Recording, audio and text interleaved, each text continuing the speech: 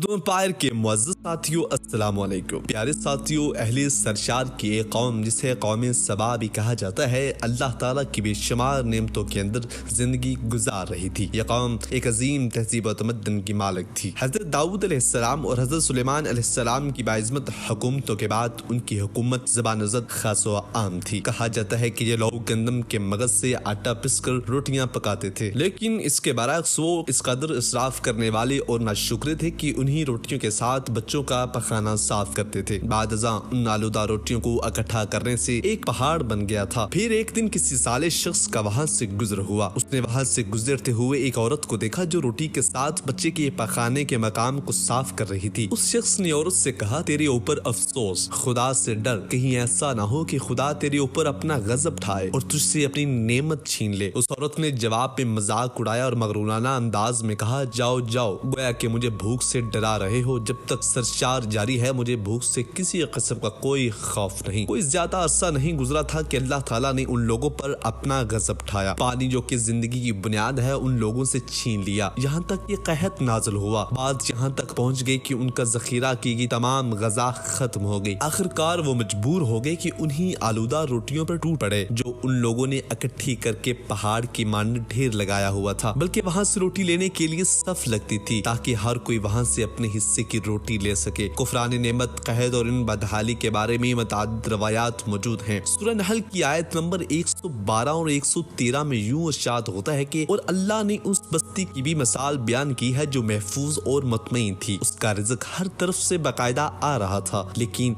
उस बस्ती के रहने वालों ने अल्लाह की नेमतों का इनकार किया तो खुदा ने उन्हें भूख और प्यास का मजा चखाया। यह सिर्फ उनकी अमाल की बिना पर जो कि वो अंजाम दे रहे थे। और यकीनन उनके पास रसूल आया तो उन लोगों ने उनको झुटलाया तो फिर उन तक अजाब आ पहुंचा। ये सब जुल्म करने वाले थे। इसी कौम सबा के बारे में एक और वाकया बयान होता है कि उन लोगों ने अपनी ज़राअत को बेहतर तौर पर काश्त करने के लिए पानी जखीरा करने की खातिर बलक के दो पहाड़ों के दरमियान एक बहुत बड़ा बंद मारब तामीर किया हुआ था। दूसरे पहाड़ों से गुजरा हुआ पानी उस बंद में आकर वफर मकदार में जमा हो जाता था। कौम सबा ने उस पानी से सही तौर पर इस्तेफादा हासिल करते हुए वसीओ अरीज और बहुत से खूबसूरत बागात लगाए और खेती बाड़ी को रौनक बख्शी। उन बागात के दरख्तों की शाखें इस कदर फलों से लदी हुई थीं कि कोई कहते हैं कि अगर कोई शख्स सर पर टोकरी रखकर उनके नीचे से गुजरता तो फल खुद ब खुद टोकरी में गिरना शुरू हो जाते और कलील मुद्दत में टोकरी ताज़ा फलों से भर जाती। लेकिन नेमतों की कसरत ने उन्हें शुक्र करने के बजाय सरमस्त और गाफिल कर दिया था, यहाँ तक कि उनके दरमियान बहुत बड़ा तबकाती निज़ाम वजूद में आ चुका था। उनमें से साहबे इक़्तिदार लोगों ने कमजोरों और ज़ईफ़ों का खून चूसना शुरू कर रखा था, यहाँ तक कि उन लोगों ने खुदा से एक अहमकाना इल्तमास किया कि जिसका जिक्र सूरह सबा की आयत नंबर 19 में मिलता है कि इन्होंने कहा, खुदाया हमारे सफरों के दरमियान फासला ज्यादा करते। उन्होंने अल्लाह ताला से ये इल्तमास इसलिए किया ताकि गरीबों, बेनवाह लोगों, उमरा और सरवतमंद उनकी हमरा सफर ना करे। उनकी ख्वाहिश ये थी कि आबादियों के दरमियान खुशकी हो और फासला बहुत ज्यादा हो ताकि तहदस्त कम आमदनी वाले लोग उनकी तरह सफर ना कर सके। अल्लाह ताला ने उन मगरूर पेट के पुजारियों पर अपना गज़ब ढाया। बाज रवायतों के मुताबिक इन मगरूर लोगों की आंखों से दूर सहराई चूहों ने मारब नामी बंद की दीवारों पर हमला करके उन्हें अंदर से खोखला कर दिया। उधर से बारिशें ज्यादा हुई जिनकी वजह से सैलाब आ गया और इस बंद में पानी ज्यादा इकट्ठा हो गया। अचानक बंद की दीवारें टूटी। इससे एक बहुत बड़ा सैलाब आया जिसमें तमाम देहात, आबादियां, माल मवेशी, बागात, खेतियां,